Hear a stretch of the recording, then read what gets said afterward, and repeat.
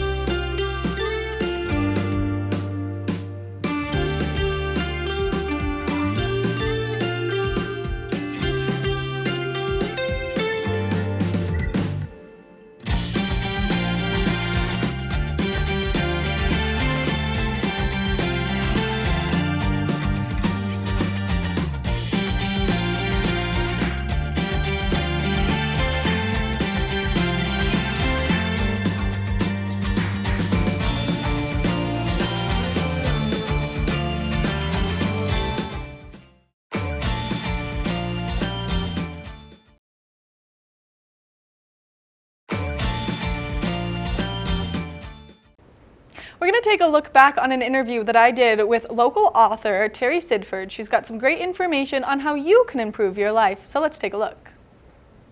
A woman who wears many hats just released an incredible book to help you find your true meaning of happiness, and that's Terry Sidford. Thank you so much for taking the time to join us this morning. Thank you for having me. I'm so excited to be here. I'm so excited to have you here because when I say many hats, speaker, author, podcast host, and a life coach, there's nothing that you don't do to help people really find their true enlightenment in this life. Thank you. Wow, that's quite the introduction. I think that's been my life purpose, and I think I'm very lucky to have found that in my life. And to help other people is really what fulfills me. And I can relate to a lot of people because of what I've been through in my life. And my new book is my memoir. It tells every story about my life and how I had to overcome adversity to be strong. And that's why I can relate to most people. And I've been given a gift of learning from those lessons. And I turn trials into triumph. And I'm very proud of that in my life. And I want everyone to know that no matter what they've gone through in their life, that they can start over and that they can have a fulfilling life and a successful life.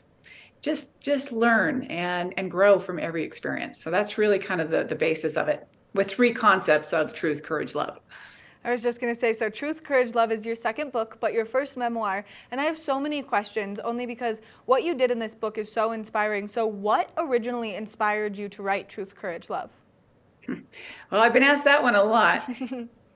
And really, it's because I had a really big birthday last year, and it kind of made me think about my life and, how did I do so far? Is there still some lessons I need to learn? Am I at peace with everything? Am I proud? Have I left anything on the table? Is there anything else I need to do?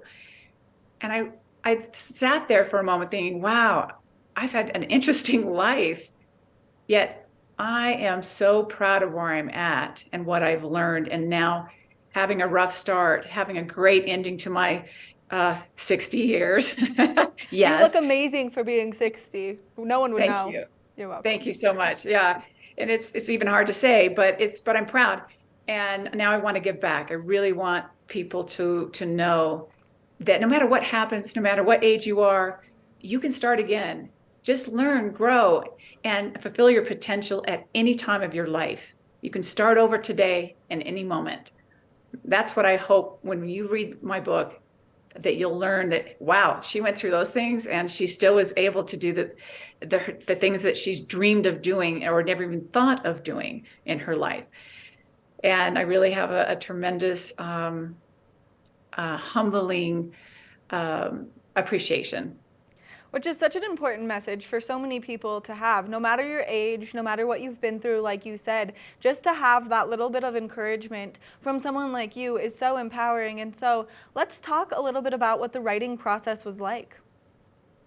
Ooh, thank you. Interesting enough, which you'll read in my book, I was very, very insecure growing up from my childhood experiences, and I did not have any confidence. In fact, I remember going home and having to practice writing. I was very, I didn't do well in English or with my grammar, and someone asked me about my experience with coaching a lot of women and how strong they were, and I said, I know, they're so strong and they don't see it in themselves. And she said, well, why didn't you write a book?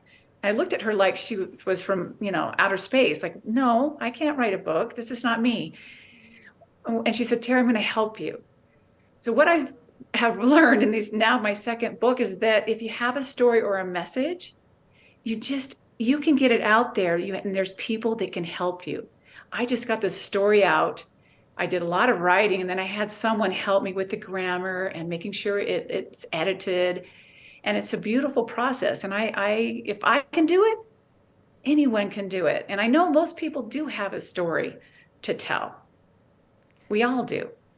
And so if I can write the book, which was hard. I mean, it's a lot of work. You have to be dedicated to it, but it's so worth it. So worth it. Well, and it's so incredible for you to share your story now as you were writing this book, because it is talking about some hardship and it is giving that most vulnerable side to you. When you were writing it, did you have any moments of shock about how open you were being with the readers? Yes, yes. Many, many times I thought, why on earth would I be telling this story? Or will people understand it? Or will someone be upset with this story? I mean, it's kind of the whole gambit. And I asked myself, well, it wouldn't be being truthful and honest if I didn't tell all the stories. And it's really what happened, and that's okay. And isn't it empowering to know that we can tell our stories and be okay with that? And we should be okay with that. And yes, so there's stories that were really difficult to tell, but I wanted to be transparent. I wanted to be honest. And I'm proud of that. And your vulnerability is going to give so many other people strength. Just in having that kind of moment of comparison and that moment of truth that maybe you're going to help other people live, I think is so empowering. And so congratulations on your book. Thank you. And thank you so much for being so wonderful to share all of this information with others. Oh, you're welcome. It's really an honor for me. And I would just want to help everyone know that, you don't have to be defined by your past. You really don't. And you can turn trials into triumph. Just learn, grow, ask people for help. And you can still live the life of your dreams and your potential. That's the message I want everyone to know. Which I think is such a wonderful message. Now, if people are interested, obviously, in reading your first book and your second book, where can they buy them? On Amazon. You can just go to Amazon. You can either type in Terry Sidford, and that's Terry Sidford, and the title of my books, and they'll pop up. 100 Hearts spelled out, 100 Hearts, and Truth, Courage, Love. Truth, Courage, Love sounds like the perfect book for maybe anyone going through some hardship. Now, you also have a great podcast, really giving people those extra stories for courage, to find their inner strength, and you really focus a lot on helping people find their true happiness. So let's talk a little bit about your podcast. Well, I also started a group called Choose Courage Movement because I've started out kind of an expert with courage, and I wanted to share with the audience, or as many people as I can, these stories of courage. Because I think the more that we hear stories of courage through my podcast, and I try to have very interesting guests, is that the more we see it in ourselves. And the more that we see it in ourselves, the more courageous we become in a daily life. And so that's my whole goal. And it is so fun to find these amazing people and their amazing stories. So if there's anyone out there that feels like they do have an amazing story, I would love for you to contact me on that. I would love to interview on my podcast. Which I think is so cool that you are giving people not only the platform to share their moments of maybe feeling their most courageous, but you're also giving people just that little bit of comfort knowing that there are people going through similar things and enduring similar things. Now, you're also a life coach. So if people are interested in maybe just having the opportunity to talk with you and listen to your story a little bit more personally and have you give them those words of wisdom that you so generously shared in your book, how can they do so? They can contact me on my website, which is Terry, Terry, Sidford, SIDFORD.com, terrysidford.com, and just reach out to me and we can have a consultation to see if if coaching is right for you. I'm here to just help anyone take things to the next level if they feel like there's something that's in the way. And it's a fun and exciting process. It's like having your cheerleader right next to you. Which I think everyone needs. My mom always says that to me. She's like, just rally your inner cheerleader, Maddie, and you'll be fine. You'll get through it. And so I love to hear that. And I really love what you do. I think that having people like you in our community, in our lives, and just out there to spread the positivity and really just that like driving force forward to help people find their best selves is so powerful. Thank you. I really appreciate that. It's really feels like a dream for me to be able to do what I feel like is my life purpose. And that's what I like to help other people find in their life. Because once you're doing what you love and what really lights you up and inspires you, then it's contagious. It's just like that ripple effect. It will affect everyone around you. So it's really why we should all live our potential and our purpose in life. You are a beautiful force to be reckoned with. Thank you so much for taking the time to chat with us. Thank you so much. I'm really happy that I could have this time with you today. We're really happy to have you, and we really do appreciate all the hard work that you do. Thank you. Make sure that you go on Amazon and you buy her book, and that way maybe you can share your stories as well, because it's a therapeutic way to find your inner courage. We're going to take a short break and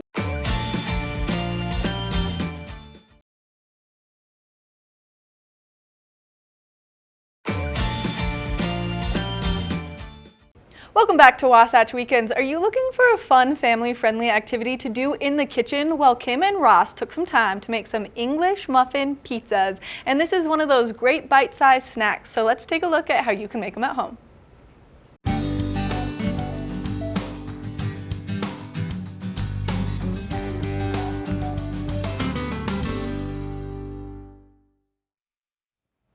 Just like that beautiful graphic said, we're in the kitchen. Yes. So here we are. Great conversation with Cam Morgan. I love Cam. Yeah, he really is. He's so great, and he's got so much energy, and all that they're doing over at Villar is really fun. Yeah, he's doing insane work up there too. It's true, but we're gonna go ahead and get started. Today is National English Muffin Day. Love it. So guess what we're making? English muffin pizzas, because this is nostalgic for me and Yes. reminds me of my childhood. Is this like a do your own bagel bite thing? Yeah, basically. Did you ever make English muffin pizzas as a kid? Kinda, maybe. Yeah, you know, for us it was a treat. I think for my mom it was like a quick and easy, just feed them some food and be Yeah. done with it, right? So we'll go ahead and get started, but it's so simple. You can really just keep it to 3 ingredients, but of course, as always, I like to add a little extra pizzazz to my recipes. So English muffins, check. We've got our oven on broil. We also have a toaster because why not? And then mozzarella cheese, pepperoni, pizza sauce, and then we've got garlic powder and oregano if we wanted to do a little bit of extra flavor, and then some olive oil. Love it. Pretty easy, right? So easy. Awesome. So we're going to go ahead and get started, Ross. I'm going to task you with the job of toasting the English muffins. So just per usual, pop them in the toaster. All right. Yeah, we don't need them to be super crispy. We just need them to be a little bit, because we don't want them to be too soggy when we start layering all the toppings on it. Okay. So while you do that, I'm going to move all of these out of the way because I am going to shred some mozzarella I'm gonna cheese. sneak behind you and grab a knife. We need a knife. You know the fun part about English muffins too? Do they just rip? They usually do. You can kind of just stick your finger in it, but go ahead and grab a knife anyways. No, let's do it. Let's do it. Well, Let's do it. usually they do. Maybe this one isn't, but Yep, let's get a knife. here's a knife. There we go. Got it. We've got the knife. You know, it's always fun to see what you've got in your kitchen. Yeah. And in our kitchen, we've got it all. I think so. We've got 2 toasters. We have 2 toasters. This one is great. I have the same toaster. I think I just got it at Walmart for like $6. It just doesn't take much. It really doesn't. Oh, that looks good to me. That is a perfect. That is the perfect one. cut. I'm going to actually use your knife to cut open Okay. this, and then you can just pop those in the toaster if you want to. Yeah, we'll get going. So probably a bad idea to use a knife and cut open plastic like this, but here we are. I'm being lazy. This is the ultimate lazy girl hack. And It's better than your teeth. You don't want to rip your teeth out. you don't want to rip your teeth out, I tell you what. So we'll let that one toast, and then while it's toasting, I'm just going to go ahead and shred a little bit of mozzarella cheese here, and we'll just keep on shredding.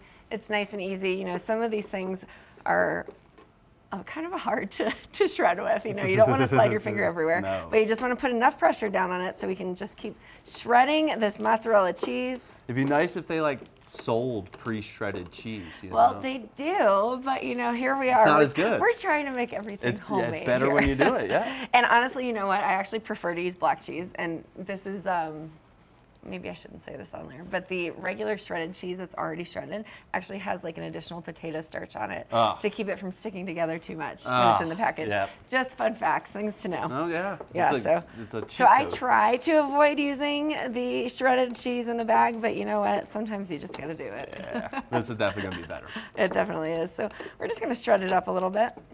How are those looking? You think they're crispy enough? And it doesn't have to be too crispy. And if you don't have a toaster, you can always put it in the broiler in the oven, but then you've got to really monitor it a little bit more than you do a toaster. What do you think? I don't know. It's really up to your discretion. I mean, it's gonna be warm. It's definitely warm. Warm is good. We're just going to keep, I'm going to shred a little bit more. Yeah, try a little bit more. I'm gonna toast a little bit 'Cause you more. know what? We're going to make, how many pizzas are we going to make? Ooh, I think we should do 6. 1, 2, 3, 4, 5, Let's do 6. 6. Why not? All right. You know, and you can do whatever toppings you want to. When I was a kid, it was just the cheese and the sauce. That's Nothing all we wrong with needed, that. you know? Nothing Didn't need wrong with anything that. fancy. Now that I'm an adult, I like to make sure that I've got extra toppings. That looks good for now, and if we need more cheese, we can do some more cheese. All right, you ready for the first one? I'm ready for the first one. So here's the best part, the layering. Now, I love to add a little bit of olive oil to all of my like pizza foundations, to whether it's like a tortilla or a flatbread, or today we're doing the English muffins. And why do you like to do that?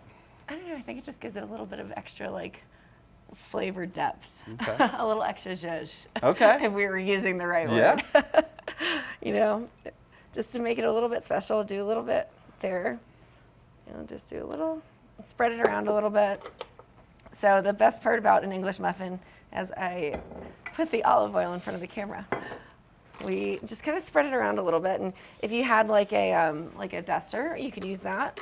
But this one, I think it's good because then it kind of just soaks into the dough a little bit more.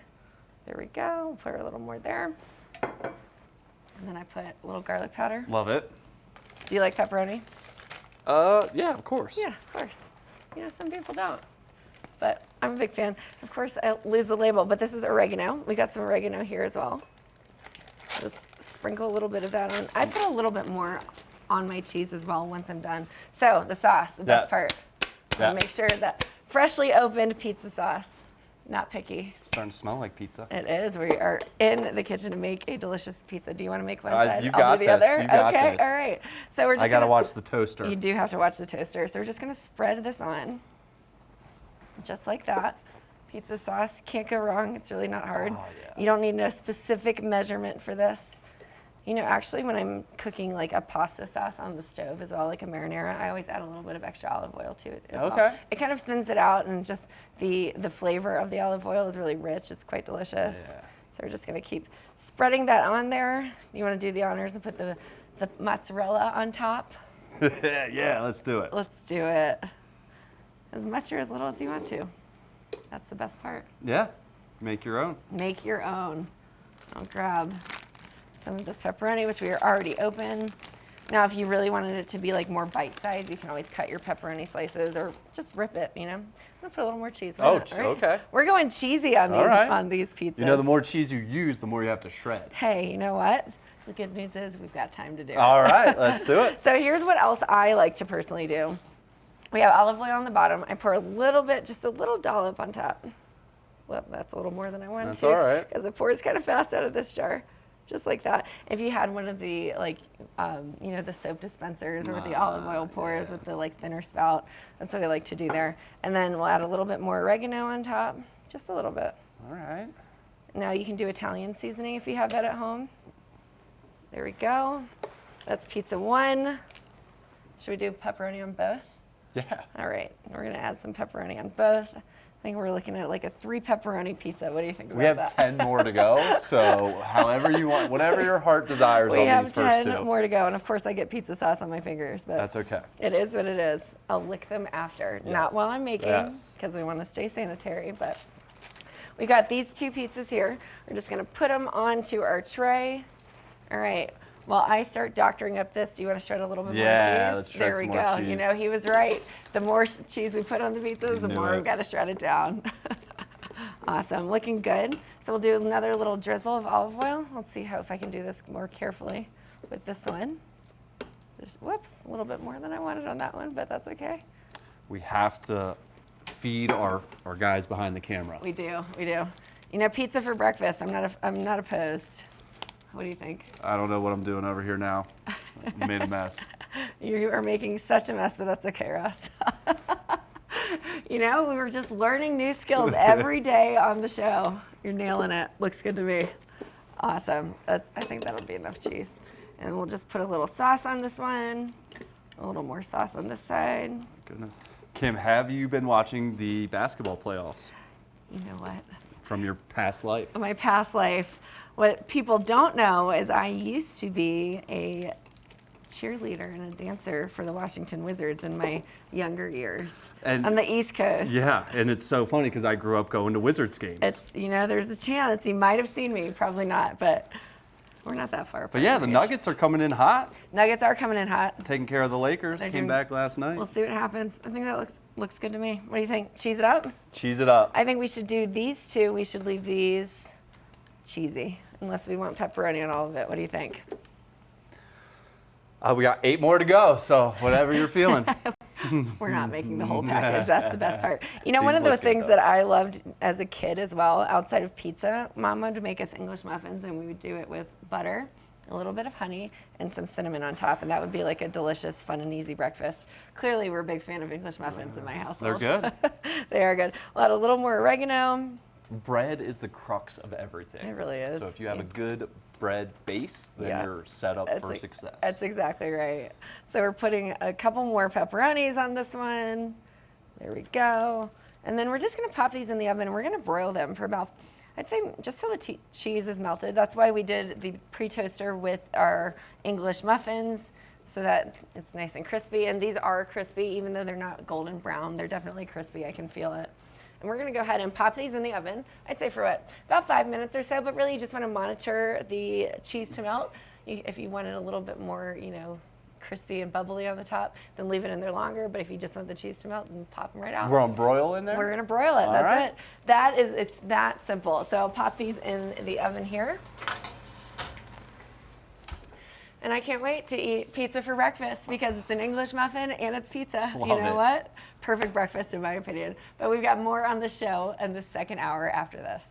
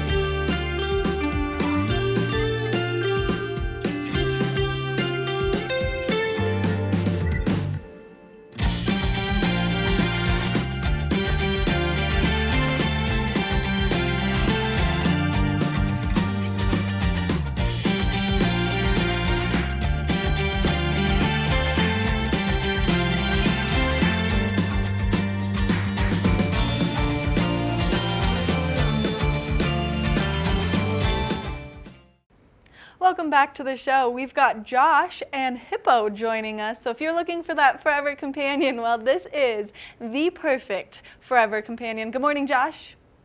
Good morning. How are you today? I mean, I don't get to be snuggling Hippo's face against my face, so slightly jealous of your circumstances right now, but doing a lot better now that I get to meet her even through the phone. Yeah, she's an awesome staff favorite around here. Hippo's our longest term resident. We're not proud to say that she's been around for a couple of years. But it almost seems like every shelter has a dog that sticks around for whatever reason. Hippo is a res dog. She's probably got a lot of healer in her. She's a little selective about which dogs are her friends. So we do play groups with her at the ranch, but she seems to, as a female, prefer to have boyfriends and not hang out with other girls, actually. So she's an interesting girl in that she's selective that way, and maybe that's one of the reasons we've had a little bit more of a difficult time finding her a home is she is a little selective about who her friends are. She is very beautiful, and there's nothing wrong with having a companion dog that is also going to be a little bit of that guard dog. Maybe there's some energies that she's just not matching well with. I know personally, I have a dog that's the exact same way, and it's honestly great. I know I'm always safe with her. Yeah, Hippo brings a lot of sweetness and a lot of energy. She's got a little bobtail, and when she gets excited, she wags it. And one of her favorite activities when we're getting ready to take her out on a walk is she runs over to where our stuffed animals are, or our big vat of tennis balls is, and she dives in head first, waggling her little bobtail, and then she finds her favorite toy, and then she takes it with her on her walk or her adventure. Oh, so she has to have a lovey, and the way she keeps looking up at you, putting her head on your shoulder and then looking up at you, you can tell that she just wants to give her love. And that's one of those great traits about healer dogs is once they select their person, this is a bond for life for them. I think she's going to make somebody really, really happy. And I mean, we've all bonded with her as staff. Recently, I've been taking her running around the ranch on our trails out here. Hippo loves soft things and she loves her bed. And we learned she doesn't love the cold. So in wintertime, she was a little more reluctant to go out to the yard and exercise. So she actually gained a little bit of weight this winter. So I'm actually challenging the community. Anybody who wants to come out to the rescue ranch and take Hippo on an adventure, on a hike, run around our trails, just walk her around. I would love to have a little bit of help of getting her out once or twice a day, every day, and help her shed some of that winter weight that we won't tell her that she has. I think that's very admirable of you. Now, this is a great way, especially that the animals are starting to wake up, to get out there on the trails and have that little bit of extra safety, because statistically, when you run with a dog in the wild on one of those kind of hiking trails, you're going to be safer. It's true. The dog knows about other animals way before we do. And I've done a lot of running with Hippo. She actually, despite being a little bit heavy right now, she's quick and she wants to move and she's got a lot of energy. We did 2.5 miles last night and she was ready to like do another lap. Oh my goodness. So not only is she going to keep you safe, but she's going to be a great motivation partner. So anyone who's Totally. training for any kind of upcoming marathon or anyone who wants to continue the workout that they got from the ski season, this is the best way to do so. It's a great way to do it. And I mean, having a dog in your life, look at her. She's just a sucker for a little bit of love and some scratch. And she's like rolling over in my arms right now. I know, she looks like the biggest sweetheart. Now, if someone is interested in volunteering and going running with Hippo, what's the best way for them to go about that? I would just say give us a ring at the rescue ranch or come to our website and click on the volunteer button. That way, the volunteer button, it takes a little bit longer to get to somebody. So I recommend calling the ranch and just saying, hey, can I come out today and run with Hippo? Or even just show up. We love the people who just show up, because showing up for the dogs is one of the best things that you can do. Now, if someone is interested in adopting Hippo, what's the process like for that? If you don't already have a pet, then I think it's just come meet Hippo and decide if you guys are a good fit for each other. If you do already have a dog, we recommend doing a meet and greet with her first, just to make sure that everything jives. Hey, kiddo, come here. Oh, look at the camera over here. Hippo, look. And we don't necessarily recommend a home with cats. We've got some feral cats that live at our ranch, and the curiosity she shows in her eyes when we run by those cats tells me she probably would do best in a home without them. Which, that's okay. Sometimes you just have to be a particular lady, Hippo. I totally understand. Now, if people are interested in maybe fostering to see if she's the right fit for them, that's an option too.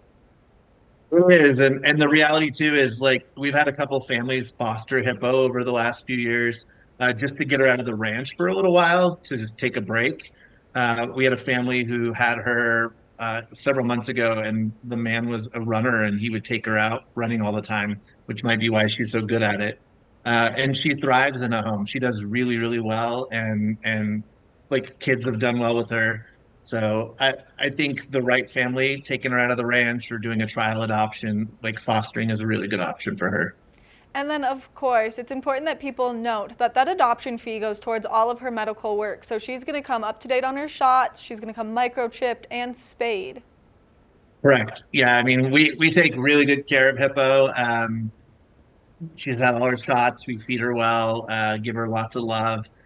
She has been spayed for quite some time now. So yeah, when you adopt from us, you get all those things taken care of.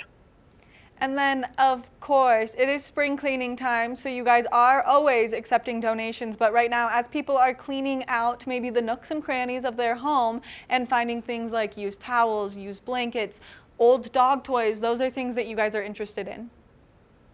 Towels, blankets, dog toys for sure. We're also preparing for our baby shower. Many people in the community may have gotten our spring mailer in their mailbox today or yesterday, which is focused on our baby shower. It is kitten season. We're starting to see that happen right now, actually. We haven't had a lot of kittens in, and then this last week we've started to get some neonatals and some other babies in. So the spring mailer does focus more on kitten and puppy related supplies, as well as you can do scholarships and kind of sponsor animals. And there's a new place on our website you can find that as well.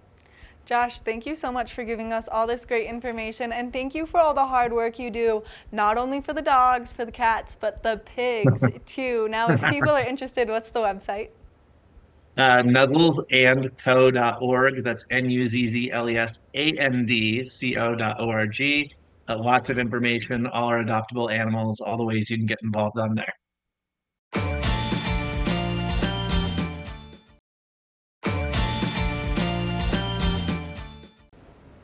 It's spring cleaning time, and a great way to participate in that is to do some home improvement as you're going through and seeing all of the things that maybe you want to make better in your home. Well, we're getting some great tips and tricks. Kevin had a chance to sit down with an expert. Let's take a look.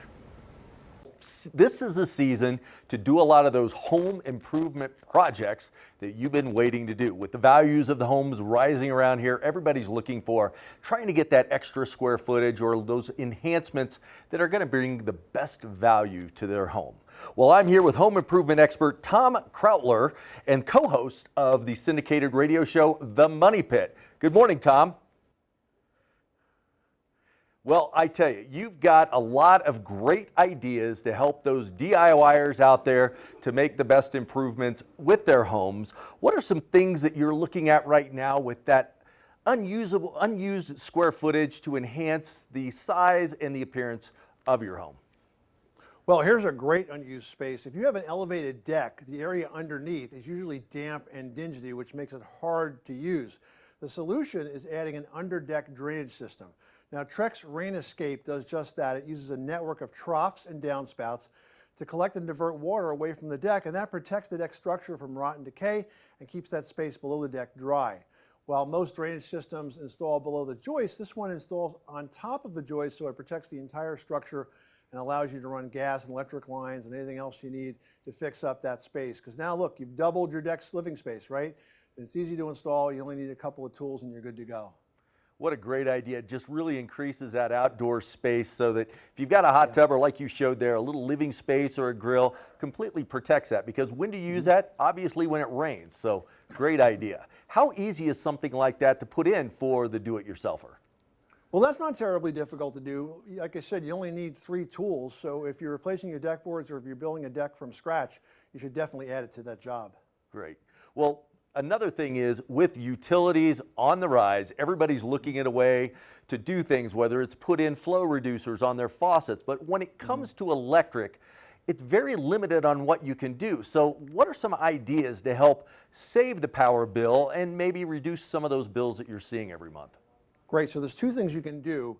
Backup power, having that available to you is really key today because of the fact that we have so many outages. And Briggs & Stratton is known for its line of standby generators, but they introduced another new technology that provides that reliable backup power called the 6.6 Simplify battery system. The batteries kick on automatically when they sense a power outage, and they can also be controlled by an app so they can get power to you to the home at specific times. Like, for example, when the utility company charges higher rates, like towards the evening, you can run off the battery. It's very versatile. It can store power from solar panels or the grid or even a generator, and the capacity can be scaled to meet a homeowner's specific needs. Now, the batteries are also less expensive right now thanks to state and local incentives and with that 30% federal tax credit from the Inflation Reduction Act. Now, if you have an electric water heater, there's another great way to save money on the cost to operate that, and that is with the new Rheem Performance Platinum Hybrid Electric Heat Pump Water Heater. The efficiency that this delivers adds up to $315 a year in reduced energy cost savings. So it also has a 10-year warranty, so that's $3,150 across the life of the unit. You'll find that at Home Depot, and because it's a hybrid, it can also function as a standard electric tank for high demand periods when you need it. That's a great idea, and I love the generator. Getting rid of those gas generators and go to battery operated, much more efficient. And I know here in the mountains, sometimes during the season that power does go out, so what a great backup you've got for your home. Now, looking on your table of props there, I see some smoke detectors. Tell me a little bit about those. Yeah, you know, smoke alarm standards are being updated to improve fire safety, so now's a good time to update your detectors. And First Alert introduced the Precision Detection Advanced Sensing Technology for its smoke and combination smoke and carbon monoxide alarms. So they deliver 2 key benefits which are important. First, they're designed to provide earlier warning in the event of a home fire emergency, especially important for more modern homes which burn hotter and faster. And secondly, they reduce nuisance alarms, which is the #1 reason people disable alarms. They also have some cool features like a voice location alert that tells you where the fire is, and a 10-year sealed battery which works for the life of the alarm, so you never have to replace the battery. So if it's time to replace your alarms, we want to add more, definitely look into the First Alert Precision Detection alarms. And then finally, let's talk about something everybody needs to work right, your toilet. They're a super important part of the house, but when they break down, finding parts is a hassle. So Fluid Master created a quick and easy solution. It's called the Everything Toilet Tank Repair Kit. It's all in one. It's the fastest and easiest way to fix problems like running toilets, noisy and slow filling toilets. These all add up to wasted water and money flushed down the drain. So the kit includes all the parts you'd ever need: the fill valve, the flapper, the flush valve, basically every part to build yourself a new toilet from the inside out. And all the parts are designed to work together, so you're not going to have to go back to the store multiple times because you don't have exactly the right part. And it even includes specially designed tools to simplify the job. It's a project that even a novice DIYer can tackle successfully because there's clear instructions and videos to walk you through at fluidmaster.com. Well, what a great idea there. And I love, finally, they've got a smoke detector that's got my fajita setting on it, so it doesn't go off every time I'm in the kitchen cooking. Well, Tom, thank you so much for spending the morning with us, giving us some great home improvement ideas, and definitely tune in to watch your syndicated radio show, listen to the radio show, The Money Pit, with some more great ideas and home improvement projects. Thank you so much. Yep, you can go to moneypit.com. Perfect. Thanks again, Tom.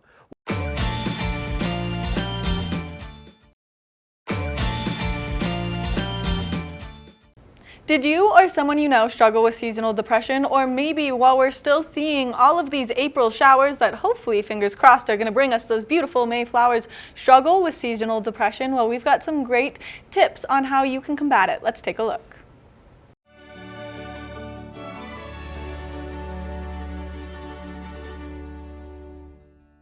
Today I was going to talk a little bit about seasonal depression, and the reason I think it's very timely to begin talking about this is we're starting to see people, being a little bit more down and more blue around this time of the year.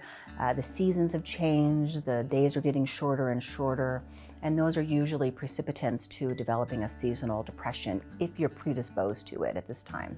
Usually most people will experience depression or seasonal depression in primarily, January, February, March.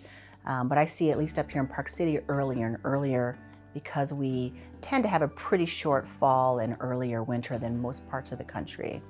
And so people are already starting to say, I'm starting to kind of notice that I'm more down or blue, or I'm starting to kind of lose my energy and motivation. And so I just like to highlight seasonal depression as a true form of depression.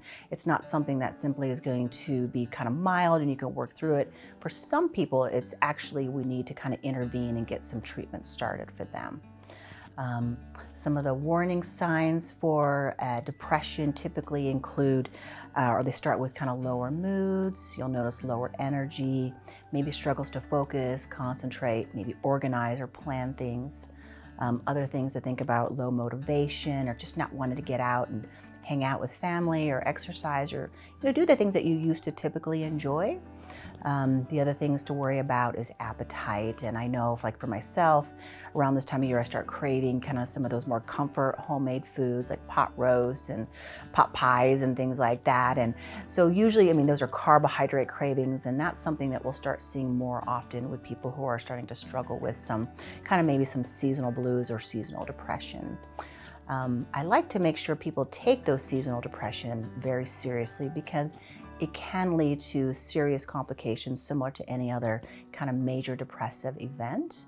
And that can include things like struggles to go to work or failure to be able to even go to school or even increased suicidal thoughts and those types of things.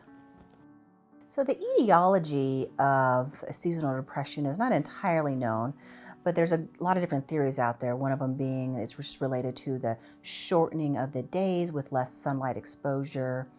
There's also, potential disruptions to the circadian rhythms, our natural sleep-wake cycle, where we're trying to get up and it's still dark outside. That's pretty hard on the system. And then we're staying, awake past, the time where it's dark. When we get home, it's already dark at 5, 6 o'clock, and we're supposed to stay up for another couple hours. And that's just really kind of hard on the system overall.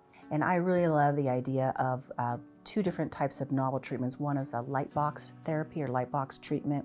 The other one is called a dawn simulator. And they work a little bit differently. The dawn simulator actually will mimic dawn, even though it's dark outside. It'll slowly brighten up your room to full brightness right around the time that you want to get up. And this kind of helps ease us into waking up in the morning, which is really nice on our melatonin and our circadian rhythm production. In addition, the other type of treatment that I'll typically recommend would be something like a light box. And you can get these anywhere, and they're relatively inexpensive, but they can be extraordinarily beneficial. And basically, they look a bit just like a box, and you want to sit fairly close to them. And you want to get a box that has about 10,000 lux of bright white light. And basically, you get ready in the morning and just make sure the light is very close to your eye. You don't want to look into it, but you want it to be close enough where it's shining into your retina. And that kind of mimics the bright lights of the sun that we're looking for. Some other things that I'll think about is vitamin D supplements. And you'll be surprised, even up here in Park City where we get tons of sunlight during the summer months, I still find people have very low vitamin D levels. If it starts to be kind of more mild or moderate and starts trending towards more severe, we might start thinking about some additional supplements, St. John's wort, SAM-E, and even rhodiola. And I really like rhodiola around this time of year because it gives you a little bit of an energy boost, which who couldn't, we all kind of need a little energy when it's really dark outside for more than we'd like. And I also want to say people who are at risk, or also anybody who kind of starts to change their regular routines. I think we're all used to being outside a lot in the summer. We're hanging out with friends, and then all of a sudden fall, winter hits, and we're hibernating, and we don't want to go out, and we stop exercising, and we start turning to maybe not the best food, and we're carbo loading all the time, or we're stressed because we're planning, all these great family, whether it be family vacations or trips or holidays, and it can all kind of add up. And so if you find you're continuously stressed or feeling down around certain times of the month, maybe it's not necessarily seasonal depression, but maybe it's just the added stress and burden of that can happen for people during the holiday season. And this type of the holiday season, and in combination with just lack of reduced sunlight and inavailability to kind of go outside and socialize like we used to. If you're really struggling, you're really hard to get out of bed, you're missing out on more than an hour or so of sleep. Obviously, if you're having suicidal thoughts or just thoughts of just not wanting to be alive anymore, or just not finding any joy in life, or joy in things that you used to, then those are signs you really want to reach out to a mental health professional and see what you can do, and maybe start thinking about some of these solutions that we've discussed.